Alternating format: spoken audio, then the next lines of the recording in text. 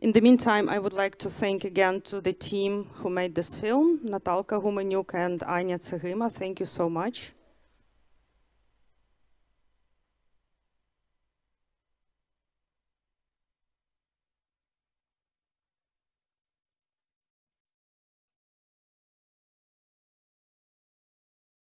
And I would like to invite our speakers, Alim Aliev, the Deputy Director of the Ukrainian Institute. Alim? Okay, here you go. Then Rory Finnin, who is the head of the Ukrainian Studies at Cambridge University, please.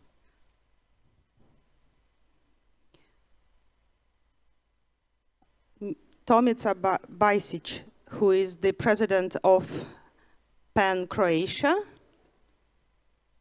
Mariia Mezentseva, member of Ukrainian parliament and head of the delegation of Ukraine at the Parliamentary Assembly of Council of Europe. And we will have also Paul Grod, who is the president of Ukrainian World Congress. He's going to join us in after some time.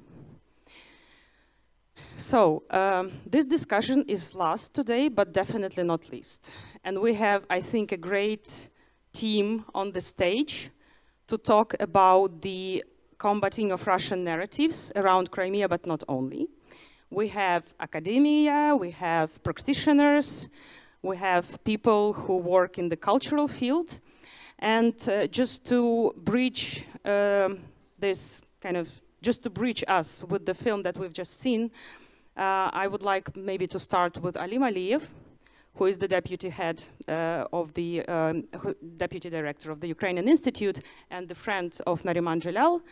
We have seen him on the screen a lot talking about Nariman, so I would not ask you to talk about Nariman more, although maybe it is worth it. But let's jump directly to the issue of your day-to-day work. Because what I found interesting is that even prior to February 24, you were dealing with this a lot, with this issue of colonialism and anti-colonialism when it comes to Russian-Ukrainian relations. And this topic was not popular until February. Now it is. Now it's kind of just a lazy person doesn't talk about it. Just a lazy intellectual doesn't talk about it. So, and, how do you find the perception of this topic? Because you're really very active Ukrainian Institute and you're making projects all around the world, at least like in EU, at least. So do you think that there's a changes in this perception? And you as a Crimean Tatar, what myths about Crimea do you find the most striking and bad in your perception? Thank you, Mariia. Good afternoon, dear ladies and gentlemen. About myths, during all of my life, Crimean Tatars just broken a lot of myths about ourselves. And first of all, I want to say that I really hope that soon there will be not need to introduce myself as a friend of Nariman Jalal, because he will be free and he will be with us. It's such audiences, as well as a doctor and blogger Irina Danilovich, as well as a teacher Osman Arifmimetov, as a journalist Vladislav Yesipenko, civil journalist Server Mustafayev, and all other Crimean political prisoners. Over the past 8 and 5 years, a whole range of human rights violations has been documented on Crimea, from the violations of religious and ethnicity ground to the violations of freedom of speech. And with the beginning of the full-scale invasion, repressions on the peninsula just intensified. And I call what happened these 8.5 years in Crimea is a new colonization of the peninsula by Russia. Colonization, it's about appropriation and it's about destroying. they are not thought. Now I'm talking about memory, about names, about people, and about symbols, of course. Today, Imperial Russia is trying to apply this approach to other regions of Ukraine, trying to abolish Ukraine's right to exist, to erase the identity and just to kill people. But all of that began from Crimea. And when I talk about colonization, I talk about a few dimensions of colonization. First dimension is about identity, because Crimean Tatars and Ukrainians with strong national identity has been viewed as a threat for Russia. And it's also about Crimean Tatar culture that in stagnation now and underground on the peninsula. Russia destroys a tangible and intangible cultural heritage on the peninsula, and one of the bright examples is the Khan Palace in Bajsić, the most important cultural object for Crimean Tatars. And now it's destroyed under the guise of restoration. We have a lot of other examples from the Tower Khersonesos in Sevastopol to the illegally exported heritage from Crimea to Russia or to some another black markets. Also, we'll talk about a new, I will say it, collective simulacrum that named Crimean people. As you know, як вам відомо, в радянські часи це був той самий симулякр, так званий совєтський народ. І при цьому заперечувались будь-які національні характеристики, перш за все кримська та татарська ідентичність і українська ідентичність. І ще один вимір – це мова. І сьогодні кримсько-татарська мова – одна з зникаючих мов відповідно до списку ЮНЕСКО, і всього 3% учнів в Криму можуть вивчати кримсько-татарську мову. Саме тому батьки намагаються організувати якісь школи, приватні групи для власних дітей, для того, щоб зберегти цю мову. Якщо ми говоримо про українську мову, скажімо, сьогодні в нас немає жодних україномовних школ на півострові. Це просто ми бачимо, що все більше і більше українська та кримсько-татарські ідентичності, вони становляться такими речами в собі, які виживають лише завдяки ентузіазму місцевого населення. Ми сьогодні багато говоримо про мілітаризацію. Проте мілітаризація сама по собі – це не лише про зброю. Так, це також стосується мілітаризації свідомості. Через встановлення парамілітарних організацій для того, щоб уславлювати російську армію чи російську війну проти України та просувати культ насильства. Коли ми говоримо про примусову насильницьку мобілізацію в окупованому Криму, то вона має відкрито дискримінаційний характер, тому що вона спрямована перш за все проти кримсько-татарських людей. І це, для мене це такий черговий крок на шляху до геноциду корінного населення, бо йдеться про повну анігіляцію чоловічого населення кримських татар.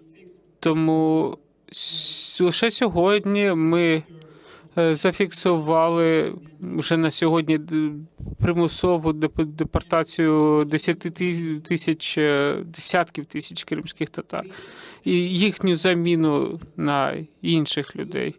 Ми говоримо про те, що так у нас є люди, які виїздили за межі Криму за останні роки. Проте є й інша тенденція стосовно колонізації півострова росіянами. І це третя вже спроба колонізації та зміни етнічного та релігійного стану населення півострова. Це почалося з першої анексії Криму ще Катериною II. Я просто назву пару цифр. До першої анексії Катерини II 95% жителів Криму були кримські татари. Сьогодні це всього 13%. Проте на сьогодні також ми маємо той час, коли ми можемо повернути собі свій голос у світі. І це один з головних акцентів українських інститутів. Тому саме Кримський напрямок для Українського інституту – це один з основних напрямків. Ми працюємо над історичними і культурними наративами. Ми намагаємося підтримувати комунікацію, використовуючи сучасну культуру і розповідати про Крим, про кримських татарів, про жителів Криму, про те, звідки ми пішли, хто ми. Ми багато пояснюємо про війну та її наслідки. Ми пропонуємо такий загальний погляд на It's not only a war of Ukraine. It's our common war. It's war between Europe and anti-Europe. It's war for freedom, for the supremacy of human rights, dignity, and identity. And last,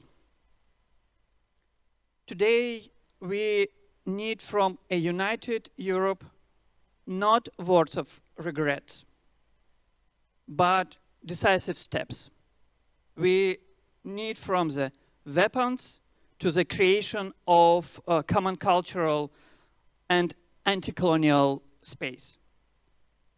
I know that we will definitely win this war. I know that we will definitely meet all of together in our free Bajsić, but also we will definitely embrace those who are in Russian prisons, who are currently in Russian captivity, who are today in Ukraine national forces, in Ukraine army, defending our country.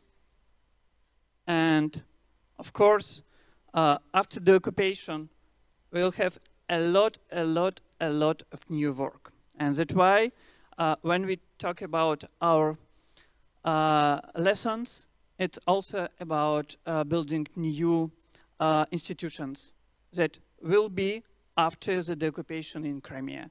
We talk about people and we talk about new generation, and it's one of the main focuses when we talk about Ukraine humanitarian politics on the Crimea issue. Thank you. Thank you, Alim. And now let me turn to Tomica. I mean, the fact that Crimea platform this year is held in Croatia gives us an opportunity to compare. And what we've been doing throughout this day also is comparing the experience and trying to understand whether some of the Croatian experience can be reliable or promising for Ukraine. So therefore, I would have like two major questions to you. One of this question is about the comparison, because it's also like a dangerous path, you know, to compare oftentimes. But is it comparable? I mean, Ukrainian experience and Croatian, or Ukrainian potential experience and Croatian one. And the second one, which it's impossible not to touch upon, of course, is Russia in Balkans.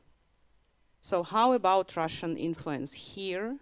We do understand that some Balkan countries are covered by this influence extensively, but some maybe not. What do you think about it being here in Croatia, whether you feel it? And before giving you the floor, I just want to mention that, which I found interesting. So you're not just writer, but you're also a former fighter. So you were fighting. So it's interesting to hear what you think of that. Thank you. Thank you. It is, of course, it is in many aspects, it is comparable. The war in Croatia and the Russian war against Ukraine now, but also mostly it can be felt now. Like so, I am in connection with PEN Ukraine for so many years. They are my very great friends. They come also. They came before to Croatia, and we published the Ukrainian literature even before the war, and so on. But now, when it started, and I went to Alim was also there when I went to Uzhhorod, and I said, like, it is like I'm in the time machine. So, but 30 years forward, since I'm a veteran of Croatian independence war, and then, I mean, the Putin's Minister of Defense, Shoigu, spoke that he worked and he was friends and he worked, he stressed that he worked with Milosevic, Karadzic and Mladic. Because, you know, the Karadzic, Mladic, the butchers of Bosnia and Croatia, and Milosevic and his army that started the 4 wars in the 90s. And then, of course, the same story about the endangered people, the endangered culture, about, you know, like, then there was the rebellions of the endangered people, and then the paramilitary groups start to make rubble, and then they proclaim autonomies and so on, and then now what you had now, because we were also in 2017, there was a PEN Congress in Lviv, and then we also, there was a big, it was a Congress that was on the propaganda, truth against the propaganda, and it is, and we saw all this power of Russian propaganda that spoke, and it was, I mean, it was before the February of this year, but it could be seen everywhere, and it was felt. So I felt it well, and then when the full-scale war started, it was the same also as with us, and then, but what is also too comparable, when the Russian aggression started in full scale on Ukraine, also that now when Ukraine started to liberate, to regain some of its own territories, they started killing massively civilians, shelling the big cities, like it happened in Zagreb and in 90s and so on, when Croatia started to liberate itself. But it is also, it could be seen also as that Putin and his army sees that he is losing the war, so in a way that I can say, but also what is important that I saw with my colleagues, Alim, Ukraine, Andrei Kurkov, Tatiana Tren, and all of these human rights organizations, what kind of work they do. So it's on such a large scale, how they help the people, how all these shelters for the children, sick children from the occupied territories, or also the work, the writing. It is most important. So what is very important for Ukraine now, it is also that all this poetry, all these documentaries, Victoria Amelina or others, what they do, it is something that cannot be lost, because in war, in the situations where of disaster, then the people have to fight also with their writing to keep this humanist approach and to have and to preserve the hope in humanity. So that is what you do. What we had also here, I will just mention three persons who were killed, but which is incomparable. That is, it is so much value. Like Siniša Glavašević, journalist from Radio Vukovar, and his stories of Vukovar, and then the Pavel Urban, the photographer from Dubrovnik who was killed, and then also the Gordon Lederer from TV Croatia. So it is something that have documented, that have shown to the world that that is an aggression, and that the people are defending themselves. So it is, so we have also to think of it that the art and the literature have this power also to bring us to what is happening in Ukraine, to feel for you your solidarity, and of course to have courage, to see your courage and to see your resistance. How it is in art, which brings the world in more dimensions, and then it is more approachable to many. So it was something that was very important for me to see in Ukraine. And also, I would say something about this with the Balkans and Russian Balkans. So like, for example, some aspects that I have noted is like story of Southern Europe also, for example. Story of Russia as the greatest anti-fascist power in World War II and elsewhere. All people in Soviet Union participated in that war. So it is also a story of alleged invincibility of Russia, so everyone has to yield to its power. And then there is a story of a struggle for great Russian culture, which we also spoke about in Uzhhorod, which is the great Russian culture, which is allegedly endangered in Ukraine and elsewhere, and which is to be protected since nothing is possible without it. It is an imperialist notion, since in Southern Europe you have Italian culture or Portuguese, where finest literature grows in Portuguese in Africa, or like in Brazil of 200,000 people, but nobody of these countries says the great Portuguese culture, great Italian culture, or also the other, or for example, great Ukrainian culture. So that is in many aspects that we return, that is also a tool, and even it is used as a weapon, this notion of the great, so we speak as writers, and then I can say that it is also, it can be used as a weapon against Ukrainian people. No? So also the overextending of economical power of Russia, without gas the world would freeze. In Serbia it is protection of orthodoxy, of the Orthodox Church, bonds of historical fraternity, help from Russia mostly, and reminiscences of NATO bombing in Belgrade.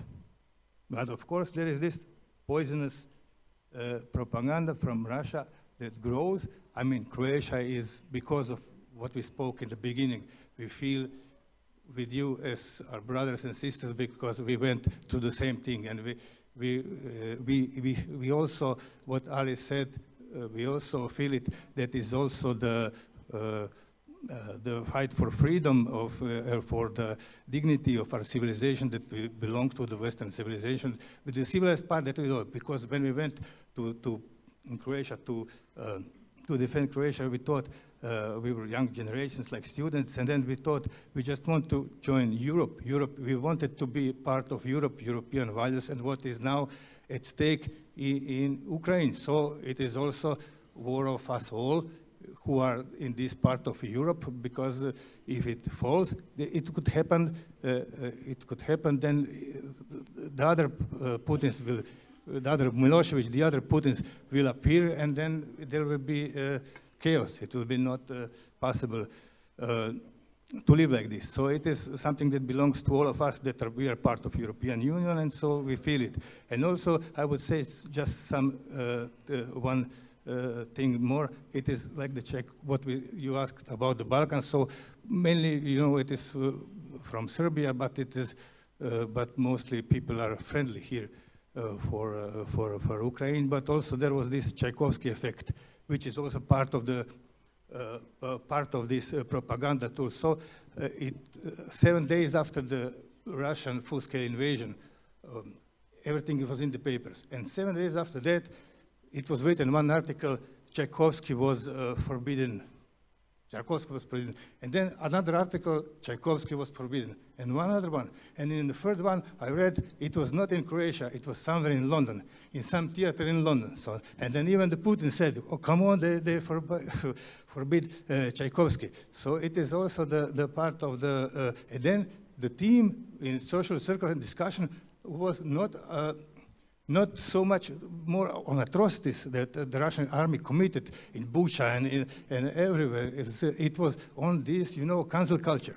And then from other side, you have this, how the cancel culture is like, recently they have killed this composer, the dirigent in Kherson, because he didn't want it to play. So it is the kind of cancel culture. So we in PEN, so in Alim, no, so we believe literature has no frontiers, but also, and we have to preserve works of art even in war because it is a part of humanity heritage.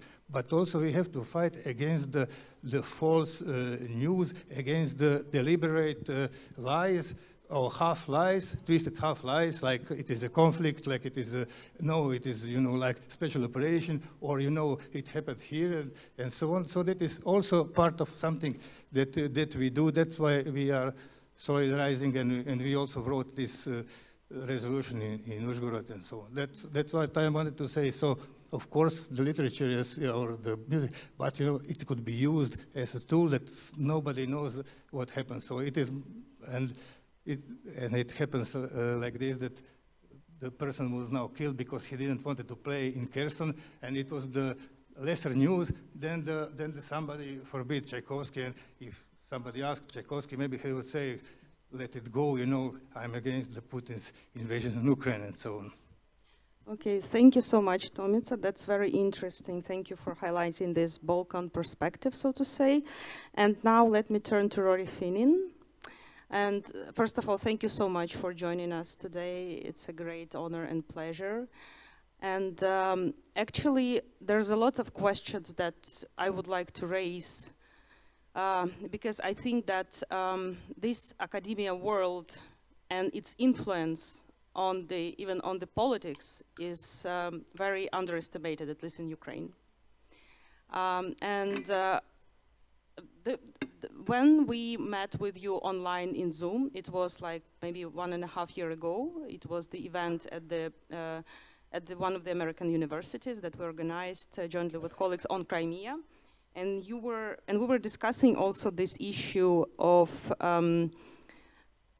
presenting certain perspective in the academic world, right? So we have the fact that Ukrainian studies, there's just a few Ukrainian studies around the world. And what is interesting, is that I think that Timothy Snyder brought it recently within his lectures at Yale, that there's only one class on Ukrainian modern history in the US. On the other hand, we have lots of Russian studies, Slavonic studies, Eastern European studies, which are mostly about Russia. So, and when we're discussing about decolonization, maybe we have to talk also about decolonization of the studies of the academia. So what do you think about that? Do you feel that there were some, changes in the situation again after February 24, and in which direction? And do you feel that it is possible to somehow make those Eastern European / Russian / Slavonic studies more diverse? It's not only about Ukraine, it's about Belarus, it's about Georgia, it's about people, indigenous people that live in Russia itself, which are like forgotten. Hürmetli dostlar, davetiniz için çok sağ olunuz. Velmi шановні друзі та колеги, дуже Dear friends and colleagues, thank you for your invitation. Cooperation. It's a pleasure to be here, an honor. Thank you for organizing this entire event, and your team has done such a magnificent job. I'd also like to join in with my colleagues and thank our hosts here in Zagreb for their hospitality. What you're getting at is a really key question. First of all, the influence of academia in international relations, in the conduct of foreign policy, but specifically the field of Slavic studies, as we typically call it. And so I'd like to say a few things about that, just to unpack it a bit, because what we see in our field right now is a real failure to confront something that we all understand here, and that is Russia's imperial aggression as a historical fact, as a present political fact. And this actually is related to a broader global problem in scholarship, because if one seeks as a young student to read about empire from a theoretical or conceptual perspective, you won't see much reference to Russia. So if we read Edward Said, Annibal Quijano, and others, there's not much reference at all to the Russian Empire. And so this failure to see what is before us, to recognize the elephant in the room, has produced a lot of poisonous effect. On top of it, we have a lot of Western scholars who fall into the trap that all researchers do eventually. That is, we get too close to our object of knowledge, and what often happens is we project our own culture, our own, let's say, value system onto that object of knowledge. So what we have is, with a lot of Western scholars, people who are observing when they look at Russia historically. They're observing, for instance, the samizdat culture in the Soviet Union. Maybe today they're looking at contemporary Russia and they're focusing on the anti-corruption movement. That is, they're focusing on things like Russian liberalism, projecting their own views, their own values, applauding and identifying with those things, without understanding, as Ukrainians all do, that Russian liberalism ends where the Ukrainian question begins, as Volodymyr Vinnichenko put it a long time ago. So what we have in academic work is a failure to acknowledge this particular historical fact, that Russia is an expansionist land empire. If the British colonizer stepped off a boat, the Russian colonizer dismounted a horse. Or as the historian Jeffrey Hosky put it, Britain had an empire, Russia was an empire, and he adds this qualification at the end, and perhaps still is, quote unquote. I don't think he would qualify that any longer. And so in our field, we have failed to notice this absence, this gap, this blank spot. We haven't explored it as we should have. And that has led, for instance, for people not even to mention the term settler colonialism, which in the context of Crimea is the key historical phenomenon in its history, the key historical phenomenon.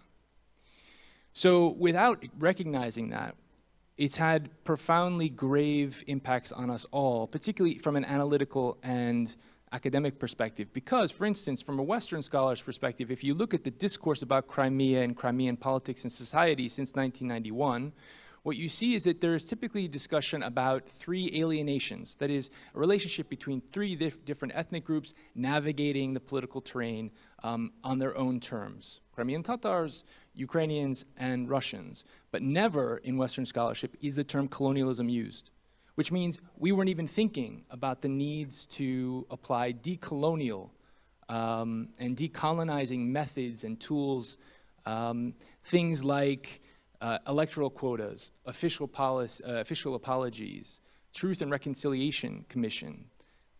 We weren't learning from experiences of settler colonialist societies in the Australian context or the American context. And we should have been applying these ideas to Crimea from the start, as elsewhere over parts of the former Soviet Union. But it's not only that, because we have, with the case of Russia, an expansionist land empire that's never reckoned at all with the excesses and crimes of that expansion. And so that, in particular, has been something that we as scholars have not confronted.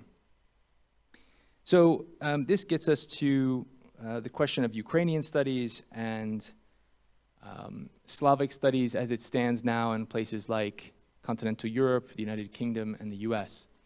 What I'd like to say about this is we have to first understand why we didn't see and why we didn't study to the extent that we should Russia's imperialist aggression. I think the first reason is simply, and I think this word was used earlier, actually, I think Mariia, you used it, intellectual laziness. Intellectual laziness is the primary, I think, culprit for a lot of this. For instance, you will find case after case after case of Western scholars absolutely accepting uncritically concepts and notions like a Slavic brotherhood, an East Slavic family, for instance. You see them accepting uncritically terms like vosojedinение, reunification, a term that has been specifically used over centuries to obscure and conceal the acts of imperial expansion perpetrated by Russia and the Soviet Union. We saw it, the term used in 1939 when Polish territory was annexed to both Soviet Belarus and Soviet Ukraine. We, of course, saw it in 2014 with the annexation of Crimea. So that's the first primary reason here, an intellectual laziness that we need to confront. The second thing is, I think, even harder for a lot of Western institutions to confront. And I think we might call that colonizer solidarity. I've encountered this in the UK for over 14 years, and I can report at least it's getting better. What I mean by colonizer solidarity is that states that have a tradition of being a colonizer with colonies have this quiet sympathy for each other. This is a logic that tends to treat with impatience countries and societies along the former margins of the empire, who look at, let's so-called small nations or non-historical nations with some kind of disdain and marginalize the study of those places accordingly. And that's why fields like Ukrainian studies, Krimsko-Tatarskoznavstvo as well, Crimean Tatar studies have been forgotten because of this unfortunate logic that empires should stick together, that we should have these notions of great powers and think of each other in those types of fellowship terms. So those are the two issues that I really wanted to confront. What this intellectual laziness, by the way, has done is it fails Mariia to even notice the sources that we have. So in the case of the history of Crimea, all of you will understand this and know this, but when it comes to this notion of the perpetual or eternal Russian land in Crimea, we have Western scholars perpetrating this very idea without acknowledging the fact of settler colonialism that has effaced the indigenous peoples of the peninsula, like the Crimean Tatars, Krimchaks, and others, and then replace them, as we've seen repeatedly. We're seeing horrific echoes of this right now in other places in occupied Ukraine. So scholars have just quite literally decided to ignore this material, thinking that, for instance, reading Lev Tolstoy or reading Damos Sobachkoy is more interesting. And that is a huge institutional failure on our part, and I feel as though it's important in these types of settings to say it out loud and to get it out there in the open and confront it. But we also have, in the case of the Soviet period, an ignorance of sources that quite explicitly say that they're trying to create a new Crimea with a Russian form. Сделать Крым новым Крымом со своим русским укладом. These sources are there for us to see. These documents exist. But again, there's been a, I think, strategic campaign to ignore them. Sometimes that campaign has been driven by intent, sometimes it hasn't, but nonetheless it needs to be confronted. So that leads us to the present moment. And I do think there is a legitimate and actually very welcome interest in Ukraine. It's quite urgent. I do think it's very enthusiastic and well-intentioned. Right now we're seeing a lot of funding being directed, I think rightly, to supporting displaced Ukrainian scholars in various Western institutions around the world. The issue always comes down to two things: institutional will and funding and money. In the case of institutional will, I think right now there's a real case for us to make for Ukrainian studies, but a lot of the money that we could use for permanent posts in the field, and that's the key thing. We need permanent posts. We can't have temporary posts for a year or 2 years. It doesn't solve this perennial problem that has been left to fester and grow for generations. So what we have now are a lot of funds being allocated for displaced scholars. There should be more going to scholars in Ukraine right now who can't leave the country. That's something that we at Cambridge are trying to develop with partners in Ukraine as well. So the task for us in these universities is to make sure our administrators don't pull that money back in 1 or 2 years' time. That we think about consistently now for the future, using that money for permanent posts in Ukrainian studies, because I do think at the moment what we're seeing is a perpetuation of this normal that we've seen for a very long time. So if we look right now at posts in the field of Slavic studies, they're mostly for Russian studies, and sometimes you will see a post listed for Eastern and Central European studies with an emphasis perhaps on Ukraine.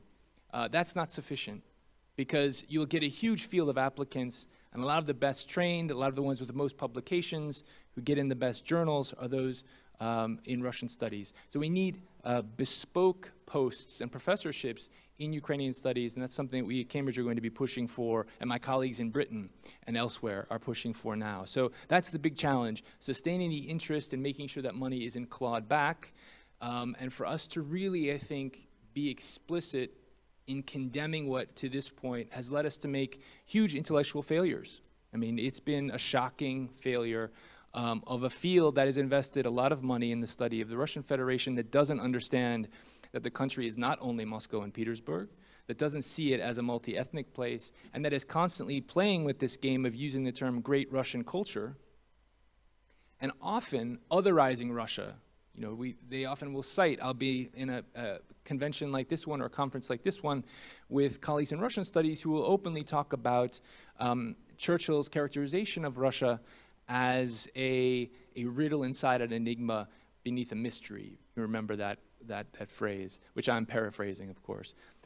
That othering of Russia is not healthy because it allows people to not really study the country closely. It just becomes another way to look at it as this big unknown thing that we can never understand. And the truth is, we should have been investing a lot more scholarship and support for scholars on the ground, seeing, for instance, this pathological, poisonous aggression bubbling up in Russian society. The fact that we didn't see it is a major issue that we still need to contend with for a long time. Thank you, Professor. That's why I think actually that historians are the best experts on current Russian-Ukrainian war, at least in the West. No, honestly. So before turning to Mr. Grod, I would like to introduce one more distinguished speaker. As far as I know, he's here already via Zoom, and he will make a closing remarks. We're very delighted that Ambassador Taylor, who is a former ambassador of the US to Ukraine, and currently he's with the Institute of Peace, joined us today. Thank you, Ambassador Taylor, and we will turn to you very soon.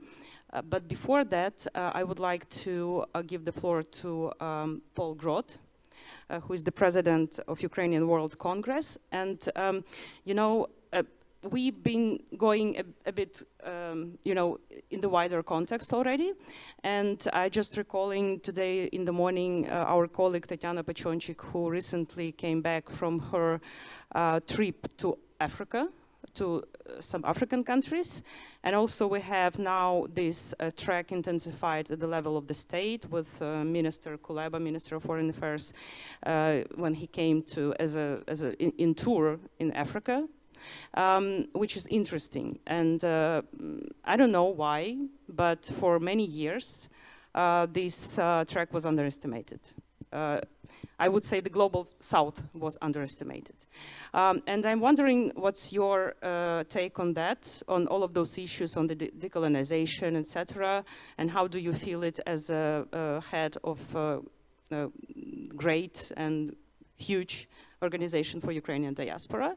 So, and do you see any perspectives for Ukrainian diaspora to intervene in this situation, especially in the global south, which has its own problems with the perception, so to say, with the topic of colonialism and anti-Americanism, etc., etc. So what would you say about that? Thank you, Mariia, and pleasure to be here. I think starting off with that whole sort of theme around Africa and Latin America, that has been, I'll call it a neglected area for one reason, and that is Ukraine has really had a Euro-Atlantic trajectory, and I think that's really been the key focus, is ripping out of Russia's grasp. And it was not just about the geopolitics, but it was also about the mindset of the Ukrainian people. And I believe today, more so than ever, the Ukrainian people are committed, focused, and Europe has committed to Ukraine's Euro-Atlantic trajectory. So now that we've got that in line, which I think was really the first priority, is now looking at the rest of the world, because we've also seen that Russia is very actively creating a bipolar world where it's the transatlantic community, the democracies of the world versus everybody else. And we've seen at the United Nations, where we've been very active working together with the Ukrainian mission there, that they are working very hard to maintain that support, but it's also developing that support. And there are a lot of myths that, in fact, Russia, through various, and especially around corrupt African, South American, Asian countries, it's much more easier to permeate the Russian narrative because, quite frankly, they're buying friends in those countries around those various authoritarian countries. What countries do trouble me, quite frankly, are countries like South Africa, democracies where they do buy into this Russian propaganda. Just before moving a little bit north to, say, North America and Europe, touching on Latin America, there's obviously some very troubling questions out there. We do have a large Ukrainian diaspora in South America. It's an older diaspora. They tend to be much less political. They're very culturally focused. So festivals, as Ukrainians refer to as Sharavarshchina. Now our objective as the World Congress is working in those countries to make them a lot more politically astute. The love for Ukraine, the love for the Ukrainian culture didn't necessarily go side by side with a deep understanding of the geopolitics of the day. And that's really upon us. And I just wanted to, I mean, Professor Finnin's comments are bang on with respect to where we need to really focus on academia, political science, to really push that narrative forward across the world and be able to tell it in the language and in the milieu of those particular countries. And I think that's really where the Ukrainian World Congress is focusing our efforts, is to make sure that in Brazil there's a Portuguese narrative, or you know, the Portuguese language. In Germany there's the German narrative, et cetera, et cetera. Our communities in Africa and Asia are still very small, but they are becoming more active. They're becoming more sophisticated. So I see a lot of that happening. But what I wanted to just spend a couple of minutes on is really the whole question around the myths about Crimea. And I think this is really important to address because many of those countries we take for granted, the transatlantic democracies, we see a lot of these myths. And until we understand how those are developed, we aren't going to be able to deal with the other countries. First of all, if we look at, from a global perspective, you know, some of the myths we hear about and we see is things like, you know, Crimea was an unfair gift to Khrushchev. Crimea is full of Russian speakers and they all want to be part of Russia. We hear things like, if we give Russia, or if we give Crimea to Russia, everything will be good. I mean, I heard this from academics at Western universities in 2014, 2015. We also hear we want to avoid World War III, a nuclear war. So let's just leave Crimea and Donbass alone. Let Russia have it. We hear things like the borders in World War II were poorly drawn, and so these are just fixing of the borders. This is all a result of NATO expansion. You know what? Crimea is like Hawaii is to the United States. I mean, when I heard that, I'll tell you who said that in a minute, because I've got 3 case studies I want to share with you very, very quickly. The first case study, I was going to start with Elon Musk first, but I'll start with Donald Trump first, because he's more simple. Donald Trump was known for saying that, well, Crimea is full of Russian speakers. I mean, he didn't come out publicly, but we know he said in a lot of his statements that because it's full of Russian speakers, then, you know, look, it should be part of Russia. But then when we look at somebody like Elon Musk, I mean, it's quite astounding that somebody who, you know, professes to be a friend and supporter of Ukraine, he says things like, whether we like it or not, Crimea is absolutely seen as a core part of Russia by Russia. Crimea is also part of critical national security importance to Russia and is their southern naval base. From their standpoint, losing Crimea is like USA losing Hawaii and Pearl Harbor. And you know, it goes on, and we see this disinformation that's coming from Russia permeating the tops of government, the business elites, and that's very, very troubling. There's one last sort of quick case study I wanted to share, and that's perhaps a little less known to most people, but to Ukrainian Canadians, and I am from Canada. It was really dear to heart very recently. Recently appointed or elected Premier of Alberta. And Alberta, as you may know, is a Western Canadian province. It's a very large Ukrainian Canadian population. In fact, its capital, Edmonton, is often referred to as Edmundchuk. And so when you have the Premier of a province make a statement like the borders of World War II, after World War II, were poorly drawn, that Russia is only trying to protect themselves from NATO, and that Crimea is Russia-speaking, and she claims to have some Ukrainian blood. I mean, that demonstrates the extent of the naivete that's out there among the political elites in some parts of the world.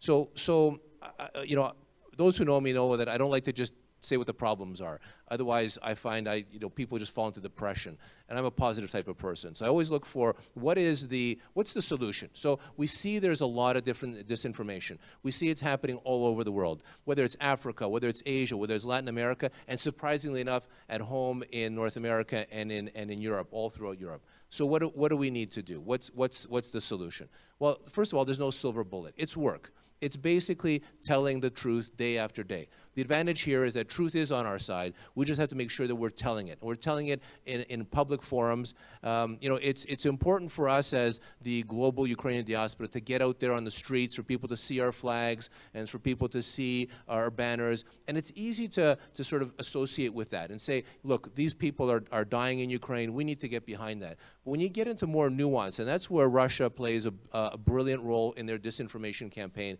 is that you have a lot of their, whether agents or useful idiots, are saying things like, yes, we support the Ukrainian people, but we also have to think about the Russian minorities. And that's what Russia does very elegantly, where they're able to introduce that little bit of doubt. And people, even people who are strong supporters of the Ukrainian people today, because I look at it, the world today is divided into two. Ukrainians and friends of Ukraine, and what I call Zvirsky Narod, the Orde, you know, people who just can't live in a civilized society.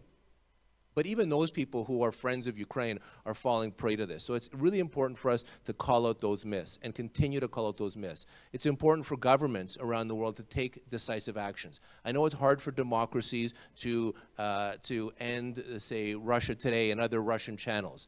I mean, we fought that since 2014, and it wasn't until after February 24th of this year that we were able to convince Western governments to get rid of these Russian propaganda machines. Governments also have to take a proactive role. And you know, one great example is what the EU is doing with Stratcom. But we need other governments to be doing more of that. And it's really about the information flow. So it's about, and so that's at the government level. But as civil society, we have a key role here, is working with those communities, is working in those African communities, in those South American communities, and be able to work with your friends and colleagues. Because, you know, politics is a people game. And it's really important for people of the world or Ukrainians around the world to make sure that they're actively spreading the right narrative. Thank you. Thank you so much. Very interesting presentation. And now I would like to turn to kind of practical dimension of all this discussion with Mariia Mezentseva, practical in terms of politics, because Mariia is very active not only at the national level, working as a member of the parliament and part of the inter-factional group Crimea platform, but also as a head of the delegation of Ukraine to Parliamentary Assembly of Council of Europe. And the work that our delegation does is really great within recent years. And okay, can you please comment on all of those stuff that we touched upon, but in terms of how do you feel, do you see all that from inside the Parliamentary Assembly? And speaking about silver bullet, I mean, was the exclusion of Russian delegation from the Council of Europe a silver bullet for the Council of Europe, or it did not bring like any major changes into this body, which is like dedicated to human rights, But is there still place for Russian narrative despite all the things that they're doing in Ukraine? Thank you, Mariia. Not last, I think Mr. Taylor will sum up and finish. Colleagues, I'll try to be very brief and wake you up a little bit with our practical dimension. Looking at the title and the first part of it, Crimea has always been, well, we can continue, Crimea has always been a part of Ukraine, and Crimea is remaining a part of Ukraine and a decisive, for someone, piece of land as a peninsula and a center of Black Sea region security. But for us Ukrainians, dear to our hearts, we've been spending summers and springs and all that linked to our cultural heritage, and a key and solution, alpha and omega, please forgive me on the religious side, but alpha and omega for the purpose to serve the finalization of this 1,000-year plus war. We are not talking about the period of aggressions of only 2014, 2022, but for us as international lawyers, it was vital to put it in the heart as again, Crimea, as a mother crime of all crimes, a crime of aggression. And here we talk practically of the recent resolutions, and by the way, from 2014 until today, 2022, 15 resolutions were passed in the Parliamentary Assembly of the Council of Europe. There is no other topic, I can tell you statistically, but it's also very practical things that were touched upon so many times and so directly. So I would like to remind you that from 2014 specifically, the aggression and the referenda, we don't call it referendums, a normal word which expresses the people's will, gave an opportunity for the EU countries to pass first impressive sanctions on Russia. They were continuing, some reviewed every 6 months, some annually, but that was Crimea, whereas Donbas case was not very clear understood by many partners.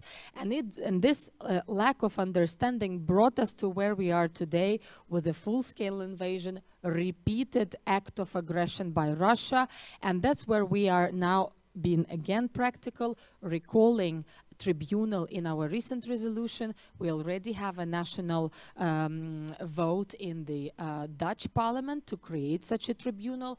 I would like to remind everyone who is watching us today, ICC is not dealing, International Criminal Court is not dealing with the crime of aggression.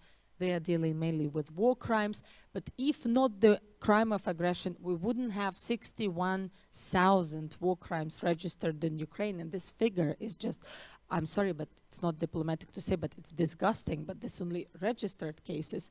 We highly salute those partners who help us to investigate the war crimes, but Putin and his nearest counterparts in terms of political level and military level who gave those orders of aggression have to be taken into the court, which will be the tribunal, with no impunity to follow. Colleagues, I would also like to come back to the practical understanding what is now being happening in the Council of Europe as being the only institution on the planet Earth to say goodbye to Russia, because you might have heard Russia was kicked out from the Human Rights Council of the UN. Yes, but what about the UN itself?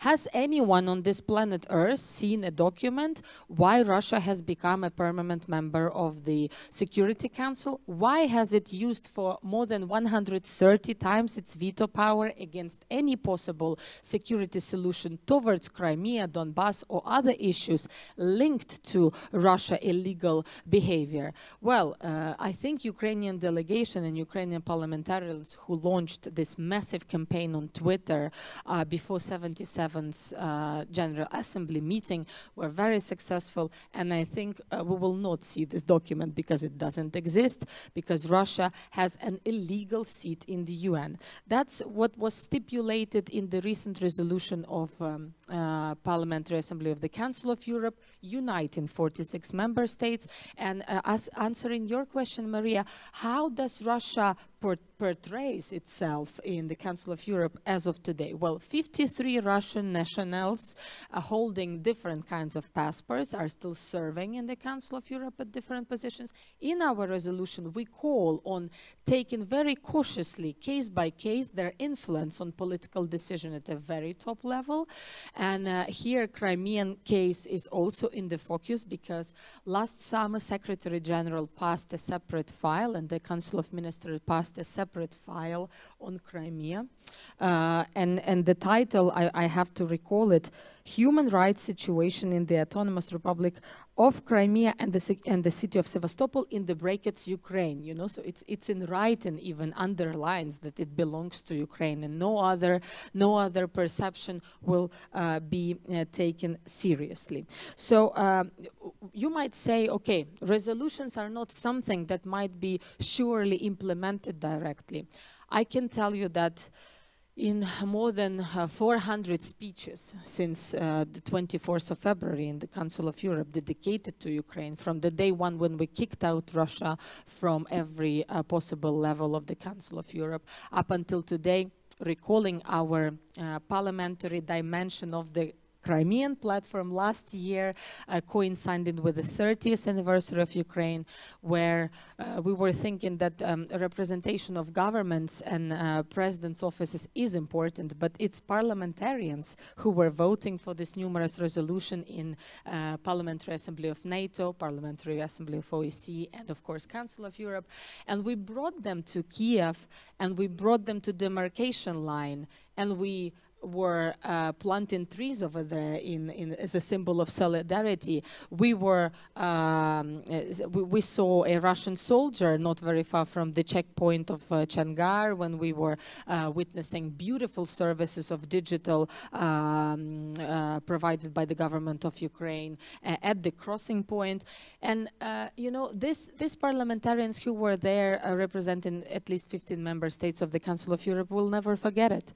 And there is no doubt for them that Crimea is Ukrainian. They are now supporting the real stories of the ongoing forcible disappearance of the children who cannot study in Crimea in their mother tongue language, Crimea Tatar or Ukrainian. They are supporting us not only by tweeting and speaking at the Parliamentary Assembly, but by doing so with their humanitarian aid supportive missions across Ukraine. And I think this is a clear sign of support. What do we do next? I think the two mechanisms we have suggested, and I will try to finalize here, even though I can talk forever. Sorry. This is again the joint mechanism for reparations, because I'm sorry, the countries, every country on this planet who supports us with the taxpayers' money has to understand that we can use the frozen assets of the Russian Federation, and here the formula has to come up from the European Council, of course, but also other member states. And this is due to the progress of our Minister of Justice to proceed with it. But again and again and again, tribunal, no impunity, investigation of war crimes. And as a representative of Kharkiv region, coming to the Crimean platform from Izum and from Vovchansk and from other recently liberated territories, I have to pay the tribute to every Ukrainian who is fighting on his and her own frontier today. I want to pay the huge support to the Crimean Tatars who are here with us. And I do believe that the state policy, the president's strategies, the Crimean platform, inter-parliamentary group in the Ukrainian parliament are doing not just wordings, but also things that are progressive and active. And of course, with your support, we will achieve this victory very soon. And well, we have to continue the anti-propaganda strategies, because if you remember, colleagues, not many foreign partners could realize that water supply tube at the Kherson region was never used for the purposes of humanitarian ones, but only for the military purposes. That's why Ukraine insisted on not supplying water to the peninsula. At the recent events, when BBC, CNN, Fox News, I don't know, I can recall every possible media in the world were asking, so how would you reply to the recent events at the Crimean bridge? Well, it's called Kherson. Sorry, it's called not the Crimean bridge. Even here, you know, we want to articulate it properly. So if Russia claims it a humanitarian route to the peninsula, we underline the peninsula of Crimea has become a military base for this 9 years of war starting from 2014, and we have to finish this with our victory and with the support of the whole world. I want to recall as the last point, Crimean Platform Parliamentary Summit, not only the parliamentary dimension, but in general, Crimean Platform is united 1/3 of the planet Earth around Ukrainian Crimea. And the victory is inevitable. Thank you, dear colleagues. Teşekkür. Thank you, Mariia, for your speech and for the work you do. We see you all the time near the front line and with this in the field, so to say. And I would really like to offer to all of the participants, because I've seen that Professor was taking notes all the time, so probably you want to react. But before that, as we have distinguished guest joining us online, Mr. Ambassador Taylor, I would like to turn to him. Ambassador who used to serve as US ambassador in Kyiv for a long time, and now he was dealing also with Eastern Europe issues, so to say, for a long time, for decades probably, and now he is very active as an expert on Ukraine, commenting on Ukrainian developments and on Russia. And Ambassador, probably you've heard our discussion, and we would appreciate if you provide us with this the perspective from the other side of the Atlantics. So how it looks, how this discussion looks like for you. Do you see any problems in understanding Ukraine and Crimea in the US? Any narratives that are destructive, so to say? And how do we combat them? So Mariia, first of all, thank you very much for allowing me to join you. This has been a fascinating discussion. I've learned a lot from each of the speakers.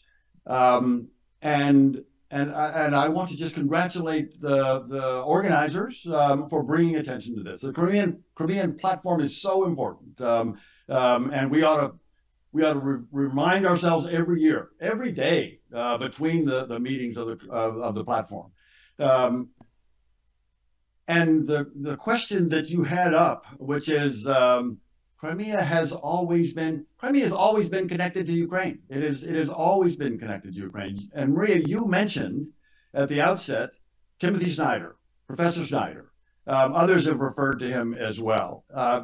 And this gets to your question about views in the United States. Timothy Snyder has done a brilliant job of describing Ukrainian history, Crimean history to Americans, and he is now widely viewed, should be even more broadly, but he has been at the forefront of bringing Ukrainian history, Ukrainian culture, Ukrainian thought, Crimean history to American audiences, not just at Yale.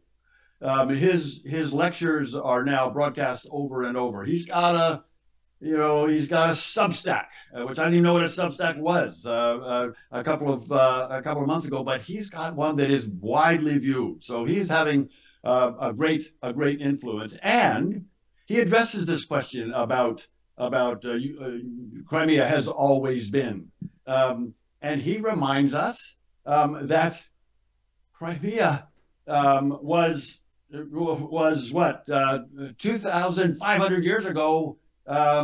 Greek. He reminds us that there's been Greek civilization, there's been Roman civilization, there's been Ottoman civilization, that and as you all have talked, For the past 31 years, there's been an independent Ukraine, which Crimea was an inherent part of. No question at all about that. I would like just as I've listened to your speakers, let me just highlight a couple of the points that I picked out. Alim Aliev, when you talked about the Russians' attempt to eliminate Crimean Tatars and Ukrainians, and you pointed out that's genocide. Let's just be clear, that's genocide. And since that's genocide, nations around the world have a responsibility to act. And this, I think, is highlighted over and over. And Alim, you also mentioned that this is Europe and anti-Europe, and that's all the Russians can do. They're anti, they're opposed, whereas Ukraine is for, is pro, is European, is fighting for dignity and freedom and identity, as you pointed out. I thought that was very, very well said. Also, you said you need weapons, and the Americans, we need to provide those weapons more, faster, heavier, so that they can be decisive. And then you said, and I totally agree, you will win. Ukraine will win. Dr. Finnin, the Russian historical aggression. I think this is a really important point. It's not just Putin's war. It's not just this war today. This has been Russia has been aggressive, as you point out, expansionist land empire, I think were your words. Russian colonialists. It's not just Putin. It's Russian imperialism, imperialistic expansion over 300 years, which again, you have described better. And you also make the point about the disdain or the lack of respect that Russians have for smaller nations. And you make the point that there are other nations, colonial nations, post-colonial nations, that have kind of this same disdain. It's really important to understand that all nations have sovereignty. All nations have sovereignty under the UN Charter. All nations have sovereignty under the UN Declaration of Human Rights. The sovereignty is an important component of the way we think of nations, the way we think of international relations, of how nations deal with each other. It's sovereignty. Each nation is, it doesn't matter if you're big or small. Ukraine is sovereign. Russia is sovereign. We'll give Russia its sovereignty, but within its own borders. Small nations, big nations, sovereignty. I think you made that point very well. And it is, I like your point. It's pathology. It is a pathology. It's a Russian pathology. I won't go through all this, but Misa, you're exactly right. Putin is losing in Ukraine on the ground. The Russian military is, as we know, routed north of Kyiv, routed in Kharkiv, routed in Izium, routed in Liman, and in my view, my bet is about to be routed in Kherson. The 20,000 Russians that are still west of the Dnieper are about to be cut off. That's coming, and that my hope, my prediction, my conviction is that will lead to a Russian collapse, a Russian military collapse, and that's one way, and that Ukraine will win. Ukraine will win, as many of you have said. Putin is losing in Ukraine. You're absolutely right. Mariia, 1,000-year war. This just makes the point that it's not just Putin's war. It is a 1,000-year war. You're exactly right about accountability. The crime of aggression needs to be pursued. The Russians need to be convicted. There needs to be a tribunal. Reparations, absolutely right. If it's going to cost $750 billion or $1 trillion to repair, reconstruct Ukraine, then $300 billion of that needs to come from the Russians, at least. Needs to come in frozen Russian central bank assets, frozen in G7 nation banks. That's where it can come from. We need some work on that. And as Paul Grod made a point, there's work to be done, not just on the information side, but also on this side, on the reparation side, to make that happen. You also, Mariia, made the point that victory is inevitable, and I totally agree. I think that's exactly right. Paul, Grod, the myths. I think this is important to point out. I thought this is great. You pointed to, President Trump and Elon Musk. Useful, certainly the latter. Useful. Be careful about this. Useful idiots or traitors. This is an important point that needs to be made over and over, as you say. We need to make this case, and tell the Ukraine story, tell the Crimean Tatar story, but tell the story that Ukraine is a sovereign nation that has internationally recognized borders, needs to be economically viable, it needs to be independent, democratic. That's the goal. That is the goal. Within internationally recognized borders, again, as we say, we just need to make that point over and over. And the point is, it's in our interest. It's in U.S. interests. It's in European interests. It's in our security interests. It's in European national security interests that Ukraine win, that the Russians be defeated, that they not move closer to the border of Poland, of Romania, of NATO. I think this is really important. And I will try to wrap up here, because the United States has recognized the importance of Crimea since the beginning. In July of 2018, before the latest invasion, we put out, Secretary of State put out the Crimea Declaration, which said, which made it very clear: Russia, through its 2014 invasion of Ukraine and its attempted annexation of Crimea, sought to undermine a bedrock of international principles shared by democratic states, that no country can change the borders of another by force. As the United States did in the Wells Declaration in 1940, where we said, where in the Wells Declaration, again, we said we will never recognize the Soviet annexation of the Baltic states, the 3 Baltic states. We never did. We never recognized and as we know, the Baltic states are now free and independent members of NATO, members of the European Union. So Secretary Pompeo went on, as we did in the Wells Declaration in 1940, the United States reaffirms as policy its refusal to recognize the Kremlin's claims of sovereignty over territory seized by force in contravention of international law. In concert with allies, partners in the international community, the United States rejects Russia's attempted annexation and pledges to maintain this policy until Ukraine's territorial integrity is restored.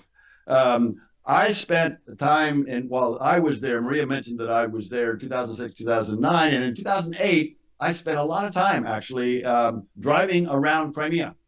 Turns out it was my 30th wedding anniversary, and my wife and I drove around. We went all the way to Kerch.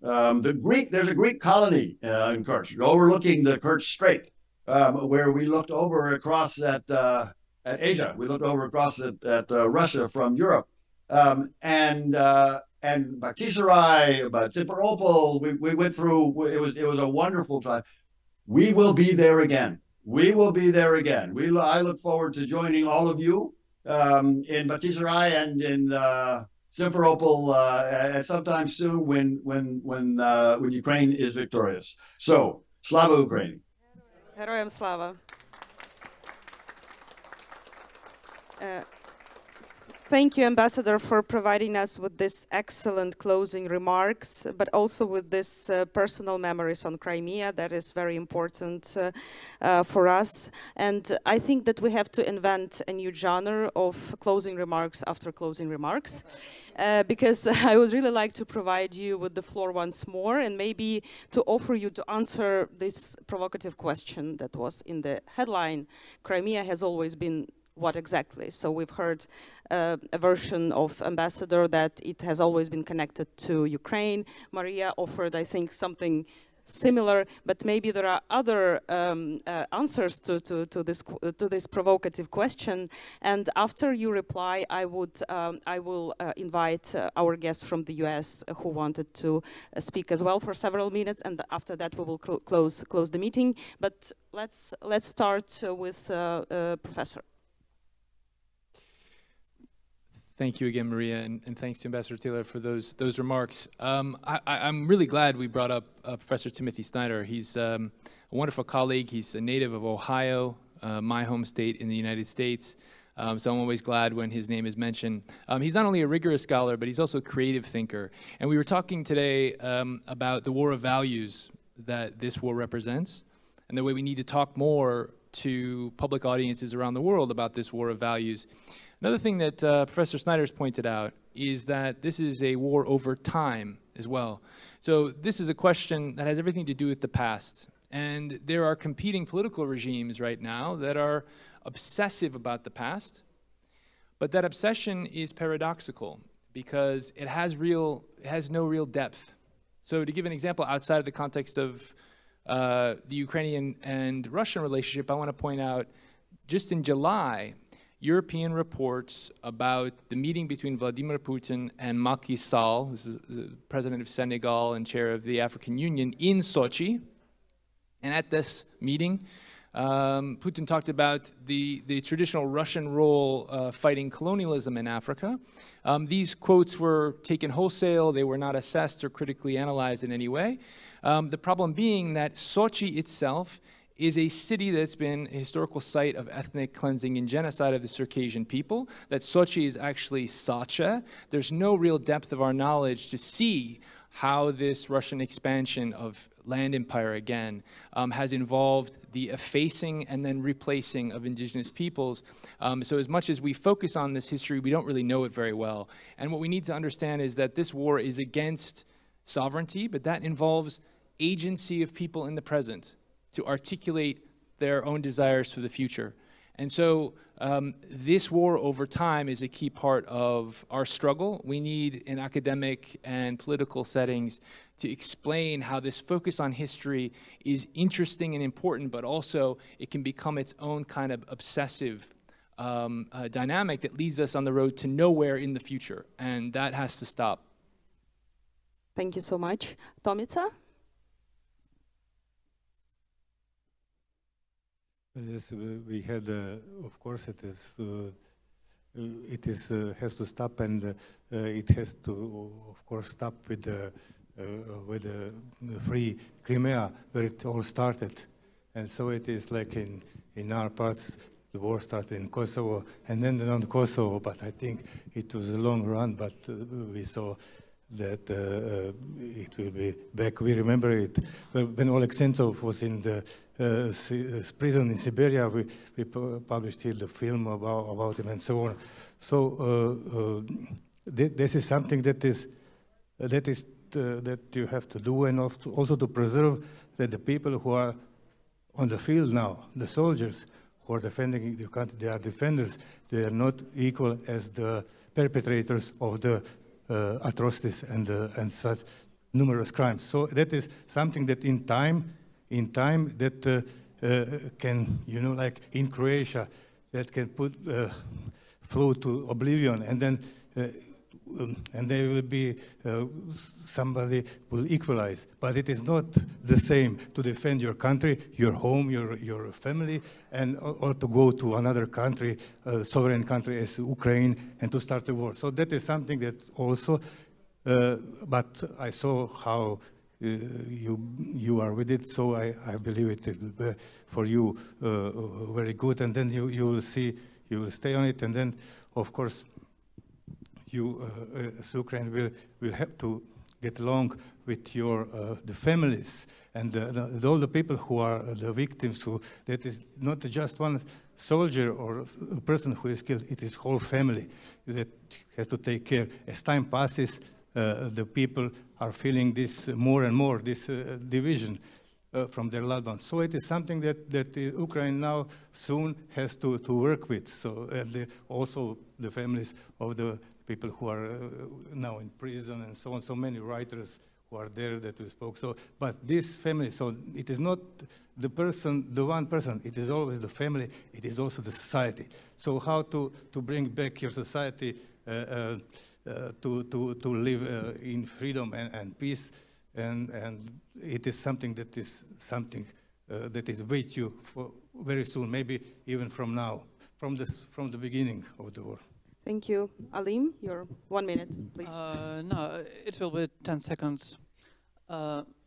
If asked to your question and question of our panel discussion, Crimea has always been and is in my blood. Thank you. Thank you. That's a good one. Mariia, would you like to comment a little bit more? Yes, I put 5 points, but I didn't read all of them for answering this question. I think Crimea has always been a land of indigenous people with one of the strongest identities, and this identity Russians are trying to vanish, but they will fail. Thank you. Okay, thank you. They will. Paul? To answer the question, I would say, just to be a little bit different from the rest of my colleagues, because I agree with everything they've said, is Crimea has also been a source of geopolitical stability or instability. And when it was in Ukrainian hands, it was provided stability. Now that it's in Russian hand, it's a great source of geopolitical instability and lack of security. Thank you so much. That was really a very interesting discussion. But if you allow me, I will give the floor for 3 minutes. Please. Yes, please. Could you please just introduce yourself? Because also we've touched upon the issue of the please. Glory to Jesus Christ. Добрий вечір. Слава Ісусу Христу. Слава.